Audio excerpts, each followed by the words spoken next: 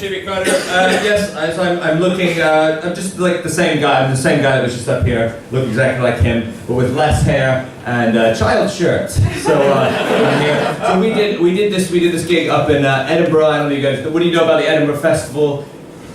Just say not much. Not much, Joe, tell us. Yeah, so basically, let's go. That's where you can go up there and you bring a certain amount of money and just leave it there. Just leave that money in Edinburgh. Just chuck it in the castle. Just chuck it in the castle. But it's so good because it's so creative. Everyone's so creative up there. You can do a gig anywhere, man. You can do a gig anywhere. Most people are just doing gigs in bins. You just do a gig in a bin. You do a gig in a bin. Two people who were already in the bin. They were already in the bin, and they're not really bothered that you're doing a gig in a bin. And some of us. You can do a gig in a ditch. That was much better. So it's good to be here in a proper venue. Thank you very much. I've got a baby. I've got a baby. Anyone else got a baby? Baby. Yeah. Yeah. Good. Another. The rest of you guys, you love it when people with babies talk about their babies, right? So I'm going to crack on for half an hour. Anyway, sorry, I say baby, she's 2.5. Is that still a baby? Is that 2.5? Is that a baby? No, he's confident. No, it's not a baby, that's a person, sir. They have rights, you know, people. Babies, they don't. But for the rest of you that don't have babies, this is what happens. You get them, and they're very small. They're like this. They're very small, and you don't do anything. You just put them in the sun. You put them in the sun, and you water them a bit, and they get bigger, and then you just leave them there. They take care of themselves. So that's trees. Not babies. I don't know how babies grow. I'm not a freaking scientist. I've got a picture. I should show you a picture, shouldn't I? I should show you a picture. I left my phone back there. I've got about 750,000 pictures on there. So we can just, if we plug in a PowerPoint, we can just do that until Sunday. That would be much better. You guys, we didn't really have the poster up. I think, did anyone see this picture here? This is our Edinburgh flyer here. So there's a baby on my shoulder there. That is. It's not my baby. That's a plastic baby. It's a plastic naked baby on my shoulder. My baby was not available for photo shoot, and I'm holding a gas mask. We both are. They're vintage Russian gas masks. Those are, and I know they're legit. I know they're legit because when I opened them up, I opened up the package from eBay, and they were still covered in like a Chernobyl, like dusty film, and it was called like Novichok or something. It was like really kind of disgusting. And did you ever a fan of Novichok? Thank you. Yes, didn't know it. Formed film on gas mask, but anyway, I thought it was a bit disgusting. The guy should have cleaned it, so I savaged the seller online. Gave him a bad review, but then it turned out he was from Edinburgh. He was from Edinburgh, and I was like, oh God, I'm going to go up to Edinburgh, and he's going to track me down. He's going to kidnap me. Or sit in the front row and not laugh. That would be terrible. Anyway, that would be awful. But if you are, thank you. Yes, I get fear works in most situations. But the thing is, if you're selling vintage Russian gas masks online, you are a nutter. You're a nutter. If you're buying vintage Russian gas masks, artist. So anyway, I'm just going to move this over here because you can't see over here, but you can see over here. So if I'm over here, you can see over here. Oh, you can see it, but they can't see it. That's what you can't tell that. I am also from America. Can anyone tell? I'm from America. Yay! Yeah, do we have any Americans in? No, sorry. The correct answer was woo, yeah, get in the hole! Woo! Yeah! That's right. That's the correct answer. It's not no. Sorry. I am American, but so I might at some point in set talk about guns, yeah, or as my fellow Americans call them, back to school essentials. And don't get mad at me. I didn't say give guns to teachers. I didn't say that. It's not my idea. I'm not your stereotypical American. I haven't shot a gun in a while. Mainly due to this country's oppressive gun laws. And you need to relax and let the freedom rain down upon you. This might shock you. British people. But I shot my first gun when I was 8 years old. So late bloomer, I know. But it was a bit embarrassing. It was a bit embarrassing, especially I was living in the South at the time, in Louisiana. And most people down there start when they're like, 0. No, no 0. And it's great, because you often get a gun as a present at a baby shower. That's true. And sometimes you'll get 2 or 3. So my advice is to keep one of those, re-gifted at the next baby shower, and that will save you a trip to Walmart. And it's good. Anybody shot a gun before? Anybody shot a gun? Yeah! Woohoo! All right, let's party. Who's the third woo from the front? That's what I'm talking. No, yeah. Where did you shoot a gun? Who shot a gun? Over here. You. You look like you shot a gun. No. That woo back there. Yes. Where did you shoot a gun? I've never shot a gun. You never shot a gun. Okay. Fuck that. All right. Basically, I'm in Louisiana. You don't not shoot guns. That's crazy. But you don't even have to go to a special place to shoot a gun. You don't go to a special place. You just pull off on the side of the road. Put off on the side of the road, and you shoot into the woods. And if you hit something, you're just like, what the fuck was it doing in the woods? And why didn't it have a gun? Could stop me. Arm the animals and there will be no hunting. Think about that. Not for too long, I'm gonna try not. So, anyway, okay, yeah, good. Another question. Let's talk about babies again. Should we talk about babies? Yeah, babies. Should we let them eat out of bins? Yes or no? Yes or no? Yeah. What do you think? Depends whose bin. Oh, you, yeah. Depends whose bin. It's my bin. Not my bin. Jesus, no. Yes, you're wrong. And like we feed our baby. We feed her every day. We give her like yogurt and tomatoes and everything, and she rejects that. So we chuck it away, and then 3 days later she's like, you know what? I'm gonna give that another go.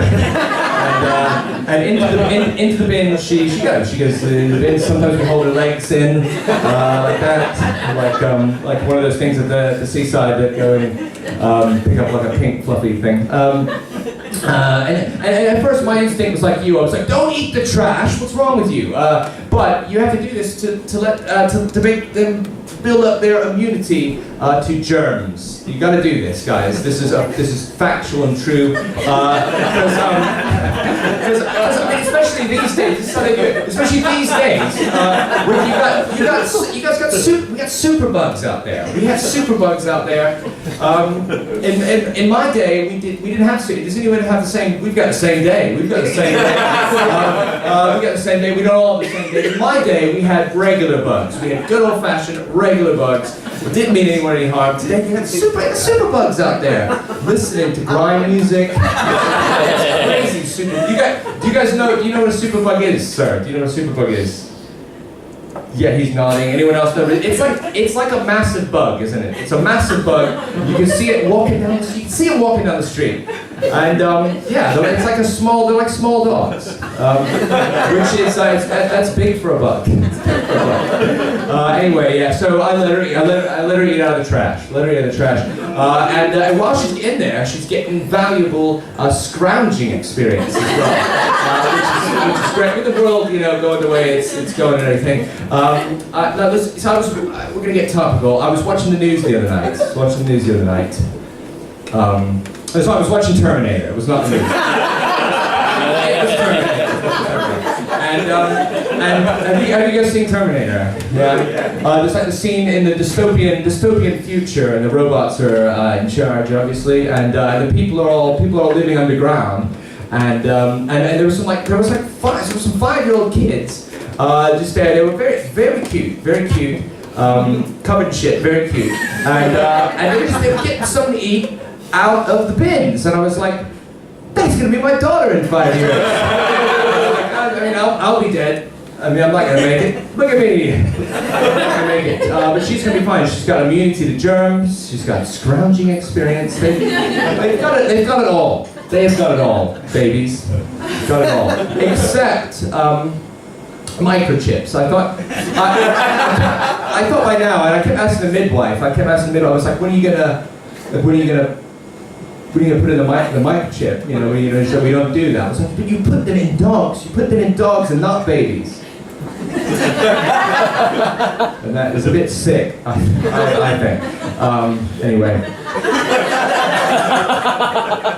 I know you're looking down at the metal bottle there, and I'm gonna drink out of it at some point, but I'm just judging when I should do that. Because I can only do it once. I can only do that once. I moved, so I'm from the United States, and I moved to Deptford, Deptford, South London. We know Deptford? Yeah. And yeah, it's got the reputation for being a little bit rough. And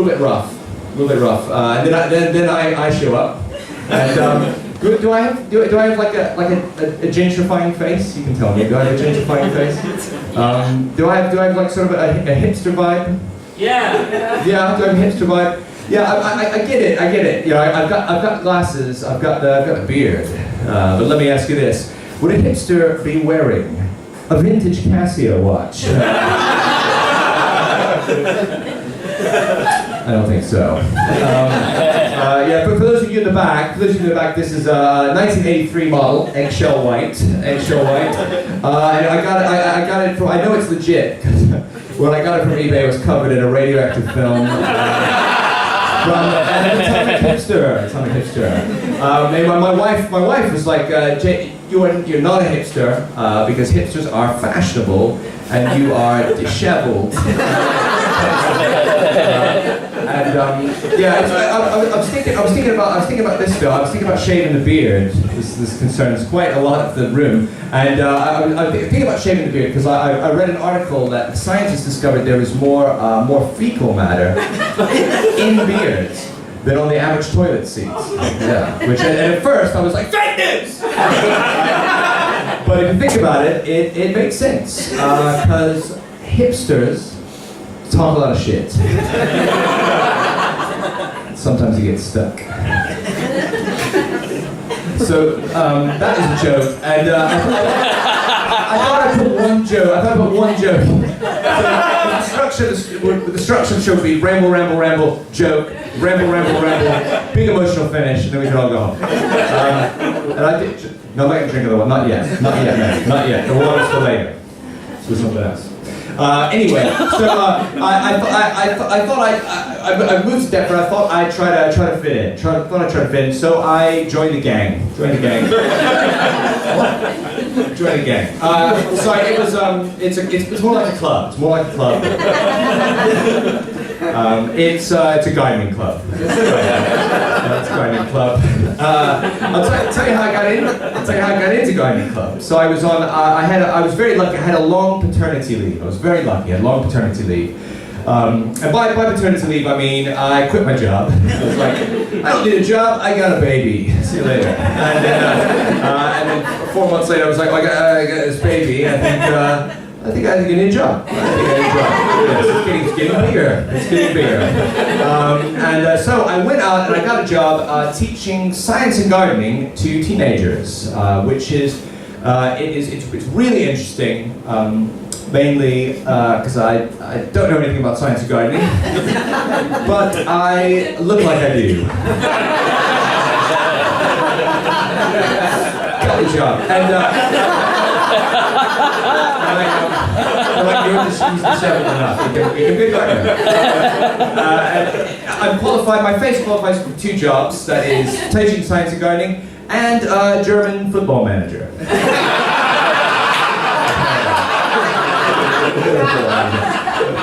That's my other job. That's the one that takes it's pretty easy. You're just like get the ball in the net.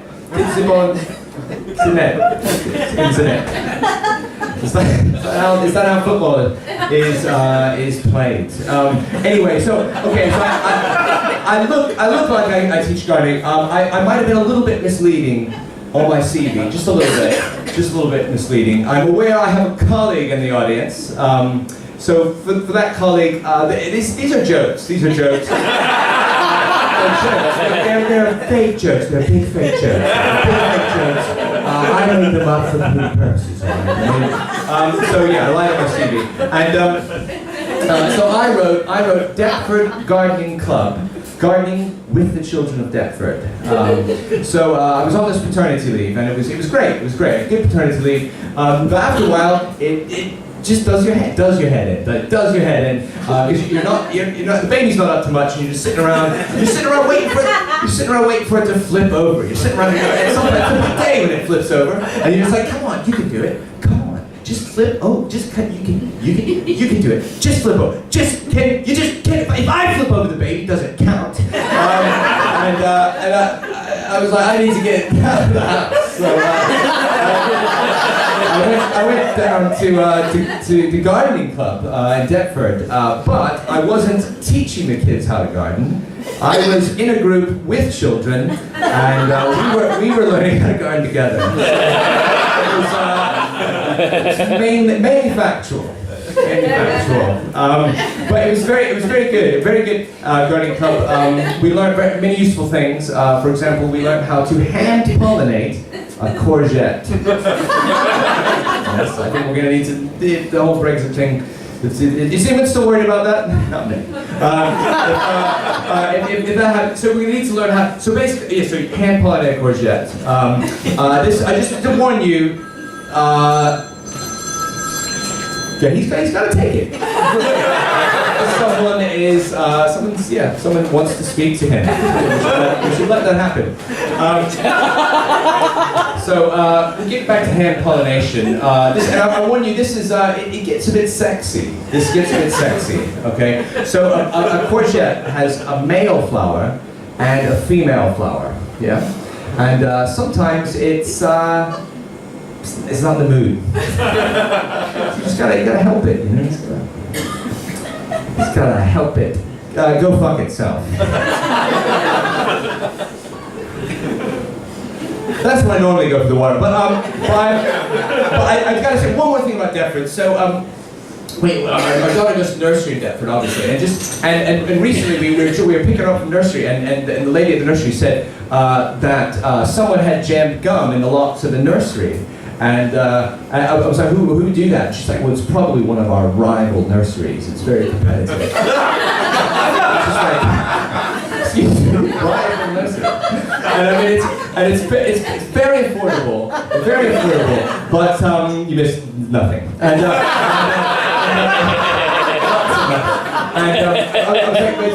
It's very, very affordable. But should I bring my daughter to a nursery that is involved in a turf war? Not sure. All right, I'm doing this. No one has these in Edinburgh. I was like, everyone in London has them. Get with it. In backwater. Who's been to Kentucky? I was in Kentucky visiting my parents. They live there now. And what do we know about Kentucky? Whiskey. Thank you. Fried chicken. Good. The audience didn't open with chicken. That was very good. Whiskey, chicken. What else? Melons. Melons. Oh, you should check out that fucking melon. What else did someone say? What? The Kentucky Derby, the horse race. Yeah. In some parts of Kentucky, it is fried horses and chicken racing. It's also known for meth. Lots of meth. Love meth in Kentucky. It's not the meth capital of the United States, but it's a point of interest. If you're doing the meth heritage trail. Gotta stop in Kentucky. Anyway, we were there in Kentucky, and my daughter and I we were jet lagged, so we were waking up at like 4 a.m. and we didn't have anything to do. So we went downstairs to my dad's man cave. Do you guys know like the idea of a man cave? Yeah? This is more, it is more of an American thing. As every man has a cave in America, that's a right. Every man has a cave for men. And in my dad's man cave is just a room with pictures of men all over it, pictures of men all over it. And all the men, John Wayne, Frank Sinatra, etc. So we were down there, we were watching, me and my daughter were watching Fox News, watching a bit of Fox News.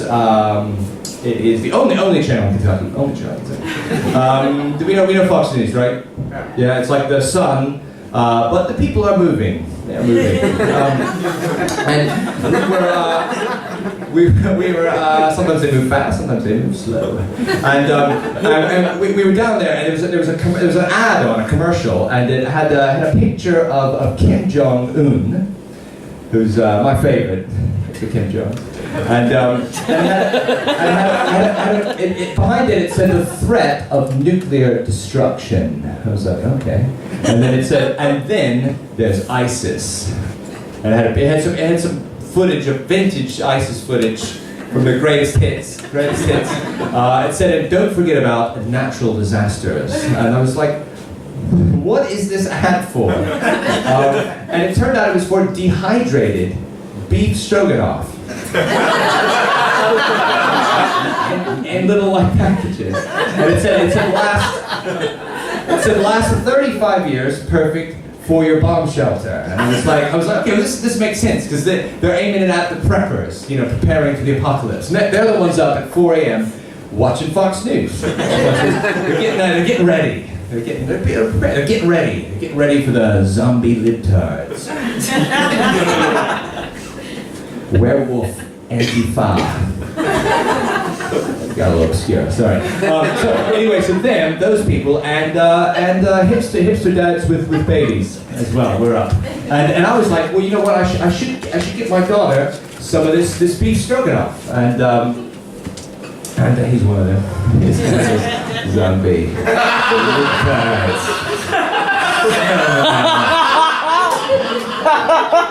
But I was like, I should get my daughter some of this beef stroganoff, and then she's not going to have to eat out of the bins. Get a lifetime supply. And I think that's sort of a touching gift when you know you're not going to be there. You give her a lifetime supply of beef stroganoff, and then she's gonna be fine.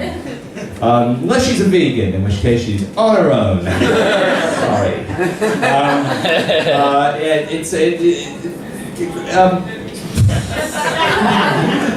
Kentucky, there's lots of these preppers in Kentucky. They've got these they've got bomb shelters. They've got proper bomb shelters, and shitloads of guns. Lots of like assault rifles and real guns. And my dad's like, yeah, these guys out here, they really have a lot of guns.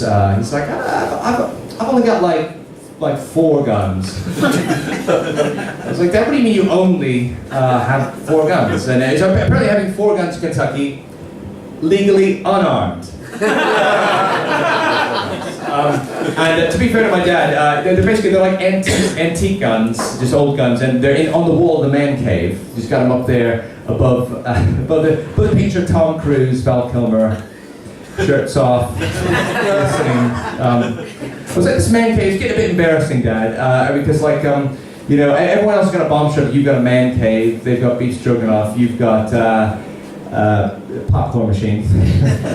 Like, you're not going to make it. Not going to make it, Dad. You are not going to make it. The end is going to be delicious. But anyway, yeah. It's great. The last time I was in Kentucky, also I was shot at by the Amish. You know the Amish, yeah, like the agricultural guys. And it's true, and I'll tell you how it happened. I was walking down the road. And shots rang out, and I saw a horse and buggy pull away. It was your classic Amish drive-by. Anyway, they can't use technology. And well, I was thinking, actually, the key to our survival is in the hands of the Amish.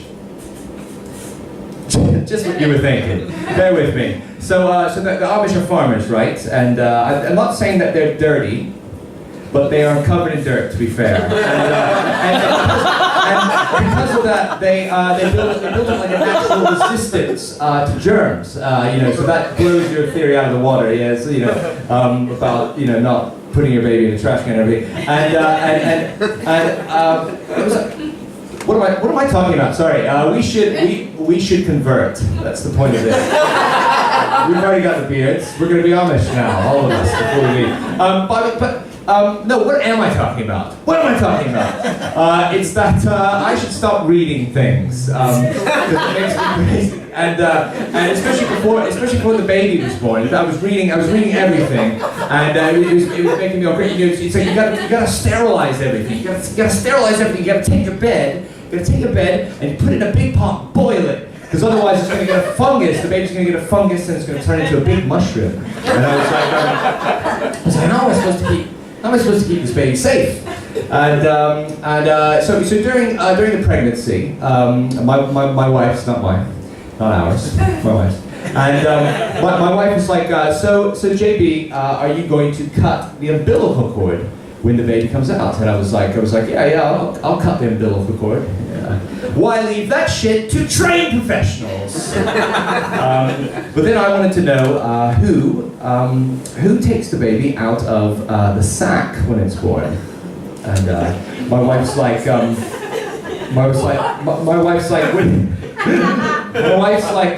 what do you mean sack? And I was like, so was I the only one that thought babies were born in sacks?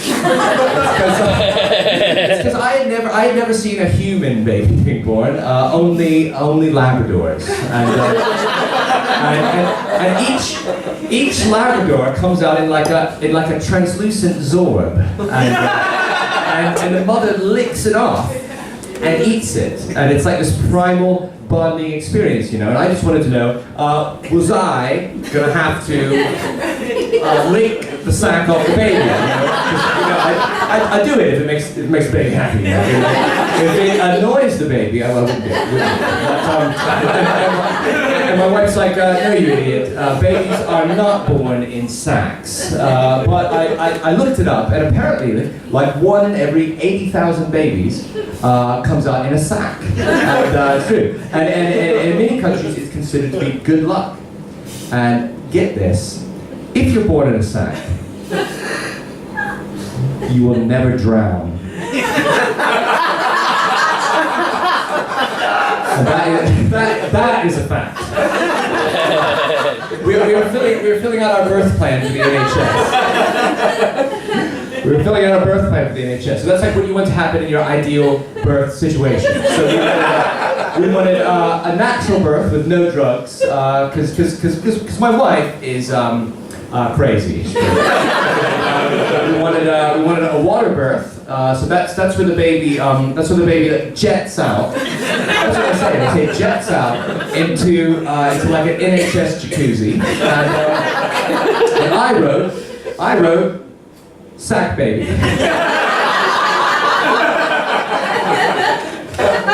Because we live near a river.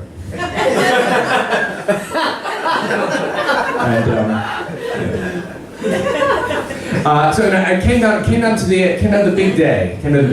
Things were going okay. My wife was naked in a pool full of shit, screaming. But it was going according to the plan. And so in movies, the first thing that happens when a woman goes into labor, she goes, "Oh my God, I think my waters are broken." Then her husband goes, "Your waters are broken? I'll get the car. Where are my glasses? Oh, they're on my head." And they get in the car and they drive off a cliff and they die. But in real life, it doesn't happen like that. So my wife had been in labor for 16 hours, and midwife was like, "Miss Carter, you're doing very well. We're going to meet the baby soon. But the thing is, your waters haven't broken yet, and your baby is still in its sack." And I was like,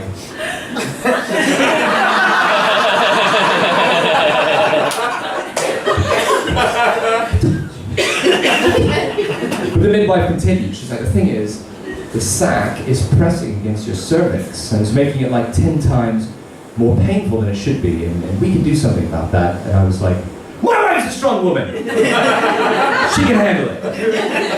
Don't touch the sack. And my wife was leaning against the side of the pool, and she's like, if this baby is born in a sack, I'll fucking kill you. And she's had a classic sense of humor failure at the moment. Don't blame her. But I think I'm watching the woman I love, and she's in intense pain. There's nothing I can do about it. And I know that if her waters break, that pain will go away, and I'll get to meet my child, and it'll be like the most beautiful thing I've ever experienced, you know. So, not crying. But if she just hangs in there, like 5 minutes.